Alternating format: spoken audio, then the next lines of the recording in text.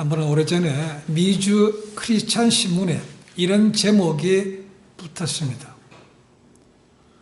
한 번 손대면 영원한 노예라는 타이틀입니다. 뭐에 관한 것이겠습니까? 마약에 관한 것입니다. 마약. 한 번 손대면 중독까지 가서 인생을 망치게 된다는 겁니다.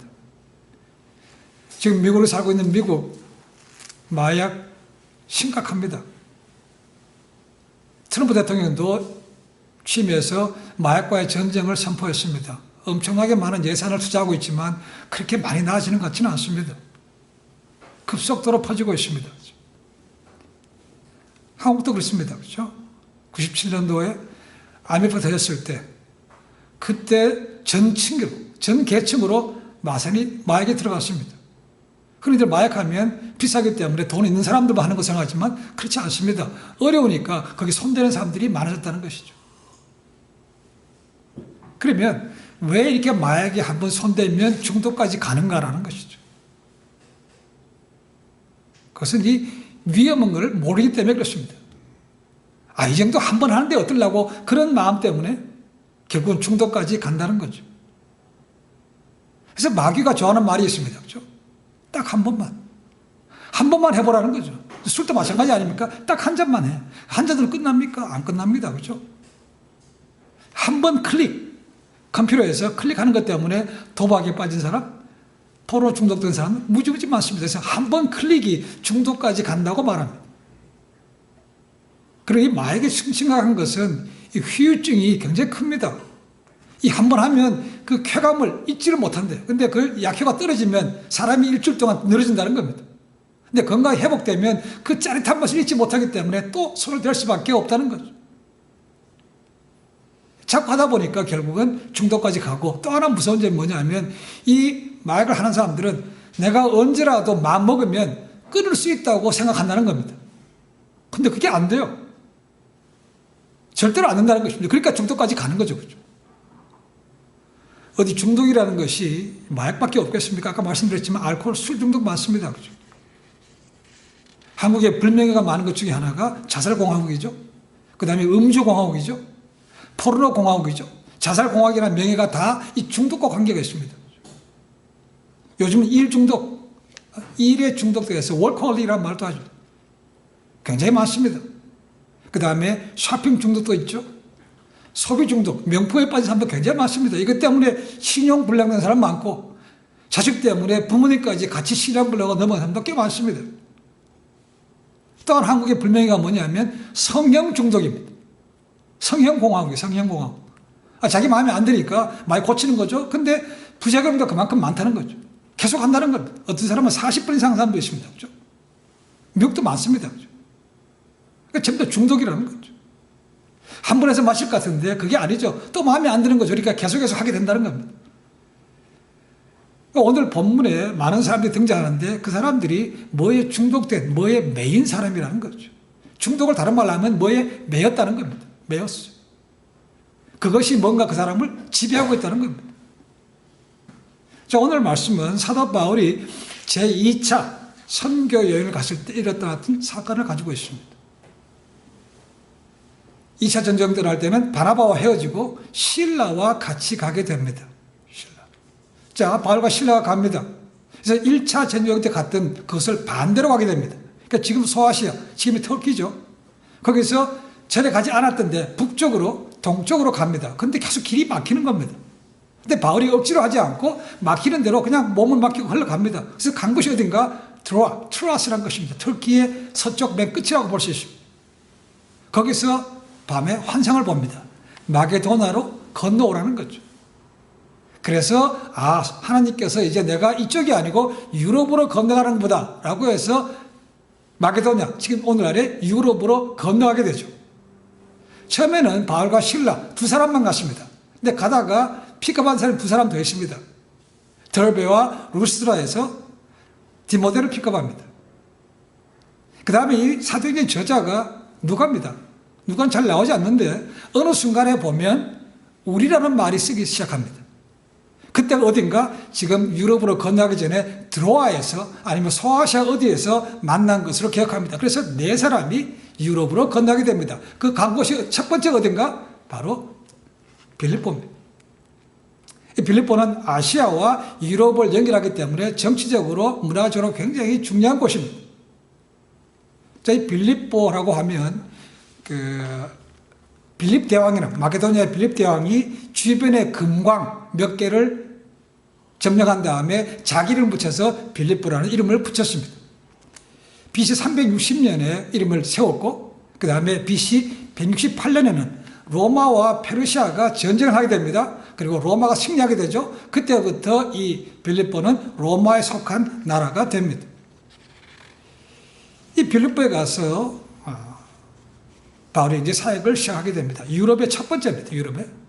자, 오늘 말씀 속에서 한 5부류 정도의 사람을 볼 수가 있습니다. 이제 그 사람들의 삶을 쥐고 있는 것이 뭔가, 무엇에 매여 있는가를 우리가 볼 수 있습니다. 첫 번째는 귀신에 매여 있는 사람이 있다는 거죠. 10절 말씀 보니까 거기 예종이 있는데 예종이 귀신 들렸다고 말이 나옵니다. 자, 바울 일행이 빌립보 갔습니다. 맨 먼저 뭘 했겠습니까? 당연히 복음을 전하는 거죠. 근데 어디에 전했겠습니까? 회당을 갔다는 거죠. 우리가 잘 아는 대로 바울은 이방인들에게 복음을 전하라고 부름받았습니다. 베드로는 당연히 유대인들이죠. 근데 바울은 어디에 가든지 이방인에게 먼저 한 것이 아니고 어디 갔습니까? 회당을 갔다는 거죠. 회당. 왜요? 자기 동족이 거기 있는 거니까. 그러니까 동족이 있는 곳은 반드시 모여서 예배를 드린다는 거죠. 그 회당이 있다는 거죠. 그래서 회당을 찾았다는 거죠. 근데 빌립보에 갔더니 회당이 있습니까? 없습니까? 없어요. 그래서 어디에 있는가? 13절, 10절 말씀 보면 기도처를 찾았다고 되어 있습니다. 그러니까 유대인들이 어디 가든지 10명만 되면 회당을 짓고 거기서 예배를 드렸습니다. 근데 이 빌립보에는 회당이 없더라는 거죠. 그러니까 10명 이하의 소수의 유대인들이 있더라는 거죠. 그럼 그 사람들이 그냥 흩어져 지내는가? 유대인들이 모여서 하여간 예배를 드린다는 겁니다.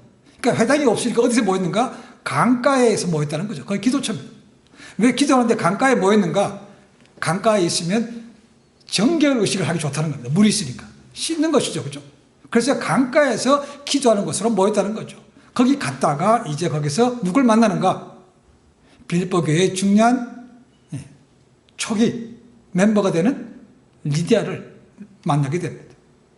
여자가 비즈니스 우먼이죠. 그죠? 요즘 얘기하면. 어디 출신인가? 두아디라입니다.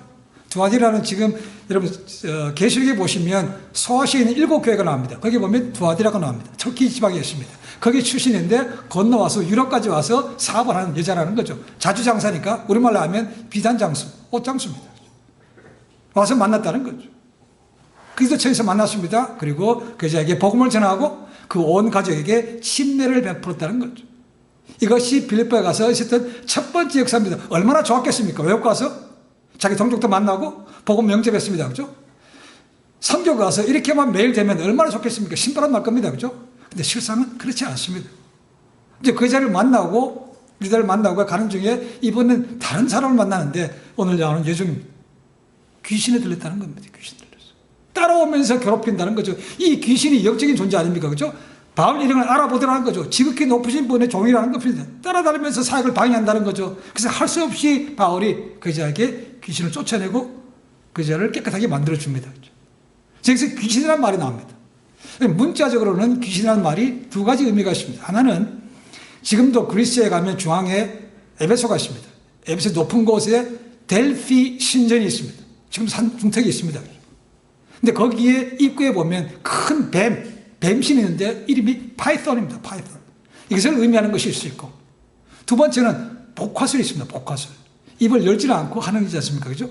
복화술. 이 두 가지 의미인데 오늘 여기서 나오는 말씀 보니까 실제로 이 여자가 악한 영에 사로잡힌 것으로 봅니다. 나오라 그랬더니 나갔다는 거죠. 그죠? 그래서 악한 영에 사로잡힌 여인이라는 걸 볼 수가 있습니다. 그럼 한국에도 지금 점집 굉장히 많습니다. 지금 한국에 공식적으로 작년 통계가 무속인이 100만 명이 넘었다고 얘기합니다. 그러니까 100만 명이 넘었다는 것은 그만큼 점집도 많다는 거죠. 그죠? 아니, 뭐, 버스 같은 데 보면 버스에도 그런 거 광고 묶어 놓고 천기 누설 이렇게 써놓은 것도 꽤 많습니다. 무슨 천기 누설이에요? 이게 마지막 때가 되면 되는데, 어쨌거나 이 귀신도 이 여자 들어가서 삶을 주관해서 이 여자는 그 귀신을 힘입어서 사람의 미래를 점쳐준다는 겁니다. 그 돈을 받는 거죠. 그죠? 어떻게 보면 쪽집게입니다. 쪽집게. 귀신이 해주는 거니까. 그 여자가 떠나면서 하니까 바울이 쫓아내준 거죠. 바울이 어떻게 해서 해결했습니까? 나사렛 예수 이름으로 나오라 그랬더니 나왔다는 겁니다. 그렇죠? 이게 귀신을 이길 수 있는 방법은 내 힘으로 됩니까? 안 됩니다. 그렇죠? 우리 힘으로 안 돼요. 영적인 존재를 우리 힘으로 할 수가 없는 거죠.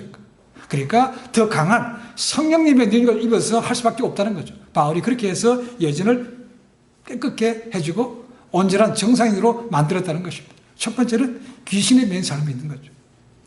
두 번째는 돈에 매인 삶이 있습니다. 17절과 19절 말씀 보니까 이 귀신들 여정의 주인인 부자들입니다. 자, 하나님께서 세상을 창조하셨습니다. 모든 것은 에덴 동산에서 일할 필요 없이 그냥 있는 거 먹으면 되는 거였습니다. 근데 아담과 하와가 사탄의 계략에 넘어가서 불순종하는 바람에 쫓겨났죠. 쫓겨난 것뿐만 아니고 이제는 열심히 일하고 땀을 흘려야 먹고 살게 되었습니다. 그렇죠? 그로 인해서 이 땅에는 여러 가지 많은 부에 대한 문제가 생기기 시작했습니다. 내가 있는 것을 만족한 게 아니고 사람들이 더 하는 것 때문에 많은 유혹에 넘어간 사람들이 많은 거죠. 오늘 본문에 나오는 부자들이 그런 사람들입니다. 자기 부자 있는 것을 만족하면 되는데 계속해서 돈이 들어와야 되는 거죠. 이 여자가 이 귀신의 여종이 자기 돈벌이 아닙니까? 그죠? 귀신 들려고 있어야 계속 점을 쳐주고 자기가 돈을 갖다 바치는 거죠. 한 명이 아닙니다. 여러 사람인데 부자들이라고 되는 거 보니까 여러 명입니다. 근데 바울이 이 귀신을 쫓아냈으니까 이제 돈벌이가 끊어진 겁니다. 그죠? 그게 열받은 거죠. 그래서 바울 일행을 고소하게 된다는 거죠. 자기 있는 것에 만족하지 못하면 그렇게 됩니다. 그렇죠? 오늘날에도 가진 사람들의 횡포가 많죠. 그게 말하는 갑질한다는 거죠. 갑질. 지금 이 부자들이 그런 것이라는 것입니다. 그런 사람들은 오직 내 배만 부르면 됩니다. 내 건강, 내 사업, 내 집, 내 차 다 내. 다른 사람은 안중에도 없습니다. 인격이 어떻게 되든 얼마나 고통해도 상관없어요. 그죠? 내만 더 많이 벌면 되는 것입니다. 여기 나는 부자가 그런 사람들입니다. 그런 사람들이 사회에 무슨 환원하는 게 있겠습니까? 남을 배려하는 것이 있겠습니까? 없어요. 근데 감사하게도 우리가 살고 있는 미국은 부자들 많습니다. 근데 사회에 환원하는 사람도 굉장히 많습니다. 이것이 미국의 저력이라고 생각합니다. 오늘날도 많은 사람들이 돈에 매이게 되면 폐유, 기름도 갖다 버리죠. 위에 공기, 오염 상관하지 않습니다. 그냥 뿜습니다. 뭐 갖다 버리죠. 그죠? 마땅히 들어가야 될 철근들 넣지 않습니다. 적당히 하고는 그냥 끝내버리는 거죠. 그러니까 그 뒤에 사고가 날 수밖에 없는 거죠. 지금은 정말 많이 줄었습니다. 거의 없다고 보면 됩니다. 그죠? 근데 불과 한 20년 전만 하더라도 한국에 이 부실공사 때문에 무너진 게 굉장히 많았습니다. 지하철 무너졌죠. 아파트 무너졌죠. 다리도 무너졌죠. 그죠? 성수대교. 백화점도 무너졌죠. 그죠? 이런 것이 무너졌습니다. 그러니까 마땅히 들어가야 될 것을 안 하고 덮어버립니다. 안 보이죠. 그죠? 사람들 모른다고 생각했지만 시간이 지나고 나면 그 빼본 것 때문에 결국 무너진다는 거죠. 그래서 얼마나 많은 사람들이 죽은지 모릅니다. 피해를. 한참 그렇게 될 때 한국에서 아주 재밌는 그런 말이 돌았습니다. 한국에서 제일 담이 큰 사람이 누군가? 목숨 놓고 사는 사람 누군가? 아파트에 살면서 지하철 타고 고가다리를 건너서 백화점에 쇼핑하는 그런 사람이 제일 간이 큰 사람인 것입니다. 예수님께서 살아가실 때 보시면 많은 말씀을 주셨지만 그 가운데 이 물질에 대해서 굉장히 중요한 것이 있습니다. 물질보다 더 영적인 생활이 풍성해야 된다고 말씀하십니다. 바울의 편지 디모데전서 6장 10절에 보시면 돈을 사랑함이 일만 악의 근원이라고 루트라고 되어 있습니다. 돈을 사랑한, 돈이 필요한 겁니다. 그죠? 근데 문제는 돈을 사랑하게 되면 돈의 노예가 되는 거죠. 그죠? 그러면 문제가 심각해지기 시작하죠. 본인도 유혹이 많이 빠지고 주변 사람들까지 많은 피해를 줄 수밖에 없는 거죠. 부자들이 그랬던 삶이었습니다. 우리는 그런 삶을 살면 안 되는 거죠. 주신 것 자족할 수 있게 하시면 그 다음에 작은 것이 나누면 되는 거죠. 사마리아인으로 살면 되는 거죠. 굿사마리탄. 우리가 가는 것은 그런 길입니다. 세 번째는 명예와 권세에 매인 삶이 있습니다. 오늘에 나오는 20절, 21절 말씀 보니까 상관들이라고 되어 있습니다. 이 상관들은 영어로 보니까 치안 판사라는 뜻의 매지스트레이트라는 단어입니다. 치안 판사입니다. 판사. 법을 공정하게 판단하는 사람입니다. 그런데 헬라의 원뜻은 로마에 있는 많은 나라를 점령해가지고 그 나라에 행정을 세웠던 그런 사람들을 일으킵니다. 자, 이들은 부자들이 데리고 온 바울 일행에 대해서 자세하게 조사하지도 않습니다. 그러니까 부자들, 그러니까 바울 일행은 외부에서 온 사람들이죠. 부자들은 아마도 이 사람과 잘 유착이 돼 있어서 이 사람들 말을 듣고 그냥 조사해보지도 않고 감옥에 때려서 넣었다는 겁니다. 이 사람에게 있어서 중요한 것은 정의가 아닙니다. 그렇죠? 누가 옳고 누가 틀렸는가 그게 아니고 내가 이 사람과 아느냐 모르는가, 내가 이 자리를 계속 지킬 수 있는가, 그게 중요한 것이죠. 그러니까 치안판 사람은 제대로 외국 사람이든 아니면 이방인이든 제대로 조사를 해야 될 거 아닙니까? 그렇죠? 제대로 판결 내려야 되는데 그렇지 않았다는 겁니다. 그게 아니죠. 이 사람들은 결국은 앞에 부자와 마찬가지로 내 권세, 내 위치가 중요한 것이고 내가 이익을 책임지는 것이지 공의하거나 아무런 문제가 없다는 거죠. 상관이 없다는 겁니다. 아프리카에 이런 부족이 있습니다.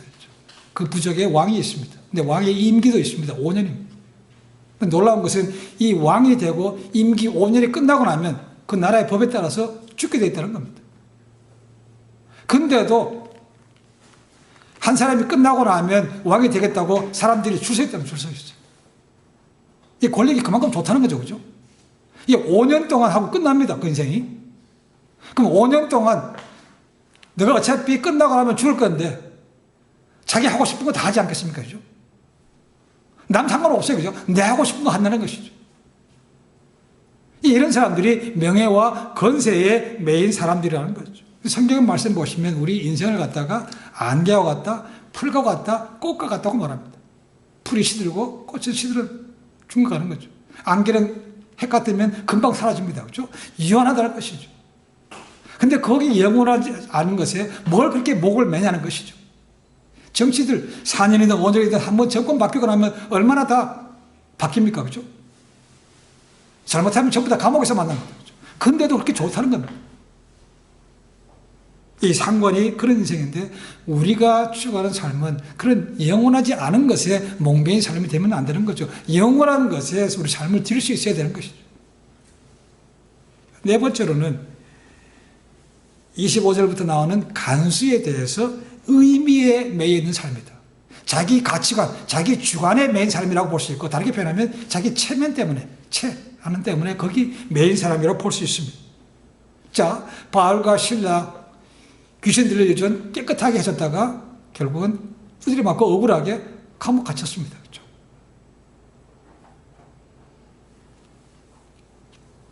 근데 바울이 뭐 했습니까?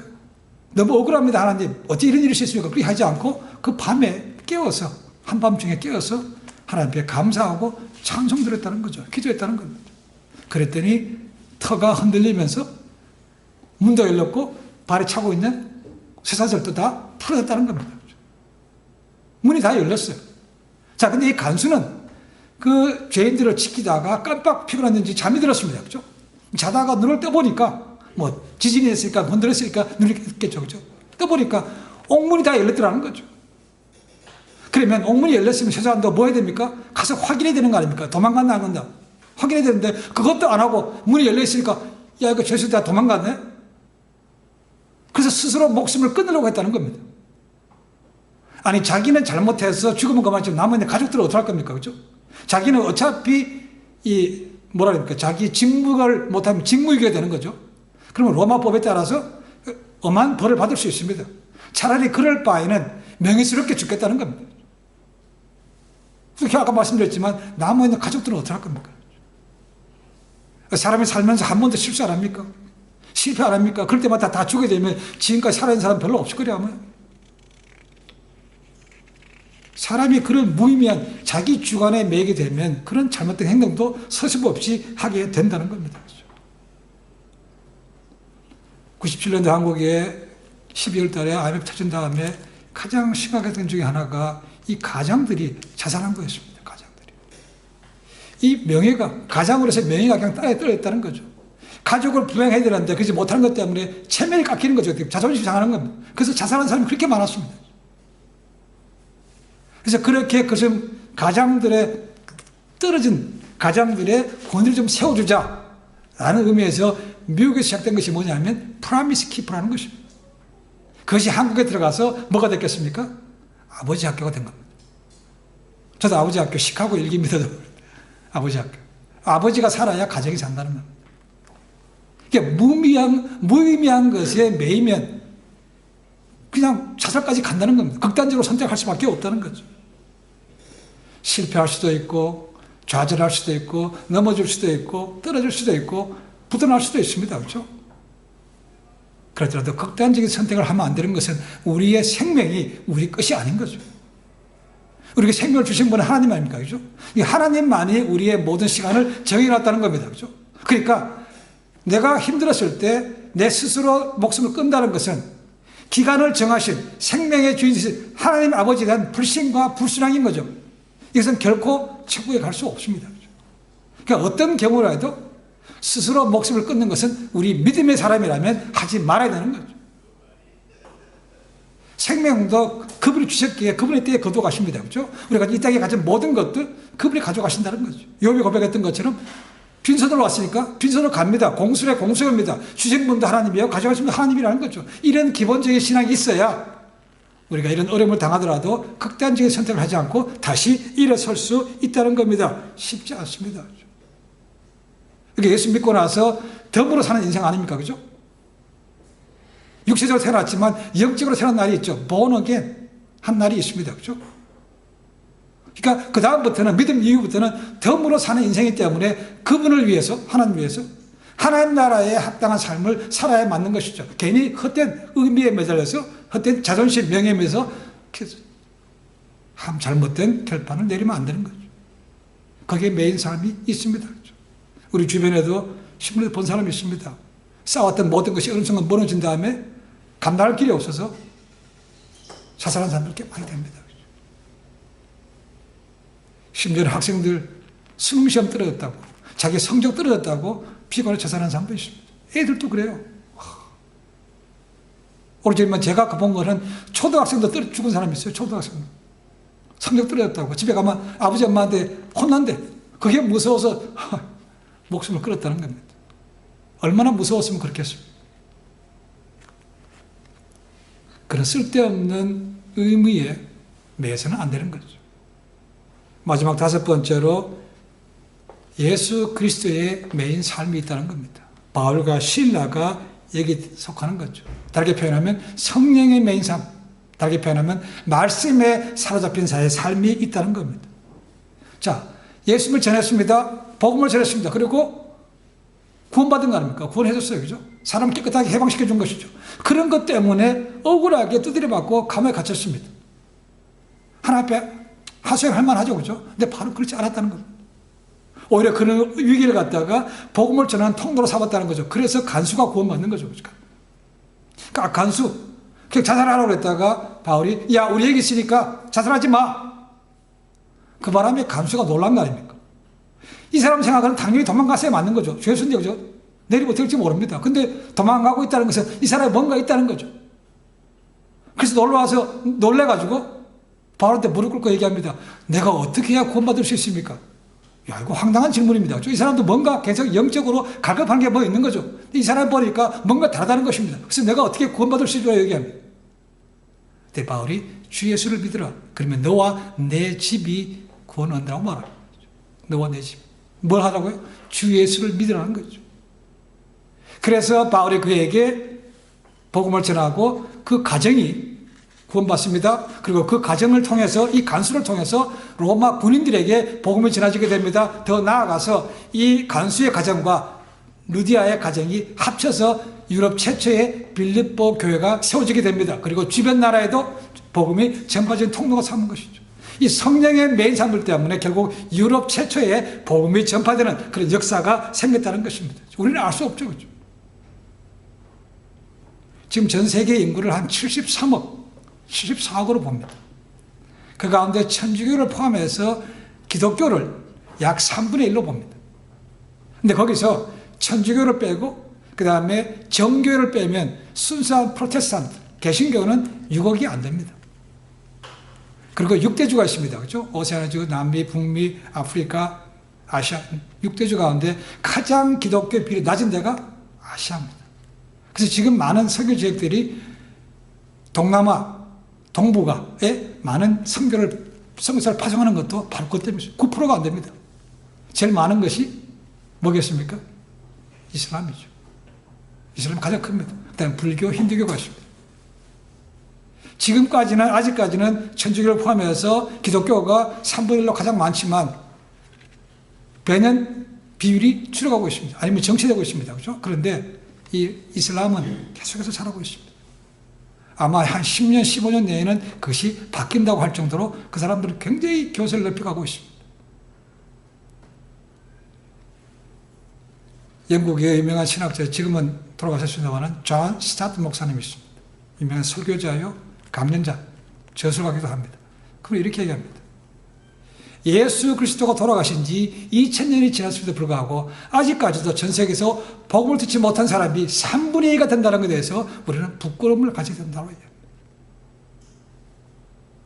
아직도 한 번도 전 세계에서 복음 예수 믿어 듣지 못한 사람들이 20억이 넘는다고 얘기합니다. 20억. 한 번도. 예수님의 마지막 명령이 가서 제자 삼으라는 것입니다. 그렇죠? 땅끝까지 이르러 내 증인이 되라고 했습니다. 우리는 이것을 잊지 말아야 된다는 거죠. 그렇다고 예수 믿기만 하면 다 딴 나라로 가야 됩니까? 그렇지 않습니다. 그렇죠? 내가 있는 곳을 점령하면 되는 것이죠. 내 고지가 어딘가를 아시면 됩니다. 내 직장일 수도 있고 캠퍼스일 수도 있고 내가 가는 어디 곳인지 그것이 내가 주어질 점령이 될 고지라고 생각하시고 복음을 씨앗을 뿌리면 됩니다. 뿌려서 받아들이면 좋겠지만 안 받아들이면 어떡합니까? 상관없습니다. 우리 복음을 뿌린 자가 되지 반드시 그를 뿌렸으니까 네가 거둬야 된다 이런 말 하고 있지 않습니다. 예수께서 말씀하십니다. 보라, 들판이 휘어서 추수할 때가 됐는데 뭐가 부족하다는 겁니까? 일꾼이 없대요. 일꾼이. 추수할 것은 많은데 아직도 건져들 영혼이 있는데 가서 복음을 전할 일꾼이 없대. 지금도 하나님은 성령에 사로잡혀서 말씀에 사로잡혀서 들고 복음 들고 갈 일꾼을 찾고 있다는 겁니다. 하나님은 우리를 통해서 역사하기를 원하시는 거죠. 지금도 문을 두드리고 부르십니다. 거기에 순종하는 사람을 통해서 하나님은 놀라운 일들을 이루어 가십니다. 우리는 과연 어디에 매여 사는 삶을 살고 있습니까? 우리 시행착오 예전에 하는 것도 있습니다. 그죠? 그러나 똑같이 매번 똑같은 곳에서 시행착오로 끝나면 안 되지 않겠습니까? 이제는 뭔가 좀 달라져서 새로운 것에 메인 삶이 되어야 되지 않겠습니까? 성령에 살피고 성령님께 잡히고 예수께서 잡힌 삶 되어야 되지 않습니까? 바울의 모든 편지 앞부분은 뭐라고 합니까? 예수 그리스도의 종된 나 사도 바울은 하나님의 부르심으로 하나님의 뜻 가운데 예수님의 사도로 부름받은 나 바울은 항상 복음 하나님 예수 그 부름에 순종했다는 겁니다.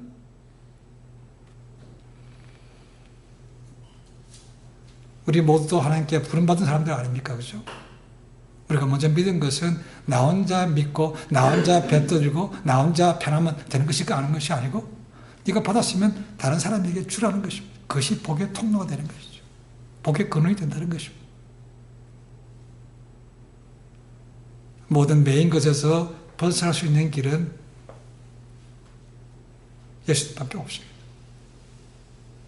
믿음으로 나사렛 예수 이름으로 선포해야 메인 것이 풀어지고 우리가 온전한 사람이 될 수 있는 것이죠. 우리가 한번 메인 것에서 벗어났다고 해서 계속 되는 거 아닙니다. 그죠? 그 주님과의 관계에서 멀어지면 다시 과거로 쉽게 돌아갑니다. 좋은 것은 열심히 해도 잘 안 됩니다. 그죠? 나쁜 거는 열심히 하지 않아도 저절로 돌아갑니다. 그래서 우리는 끊임없이 매일매일 새로운 피조물로 거듭나야 되는 것이고 성령에 사로잡히기 위해서 하나님 앞에 가까이 나가서 말씀 보고 기도하는 이유가 바로 거기에 있습니다. 주님께서 다시 오실 날이 점점 가까워옵니다. 우리 모두가 세상 썩어져 없을 것이 아니요 영원한 성령 하나님과 말씀에 사로잡혀서 마지막 때까지 주님의 영혼들을 인도할 수 있는 그렇게 귀하게 쓰임받는 삶이 되시기를 주님으로 간절히 축원해 드립니다. 기도하겠습니다.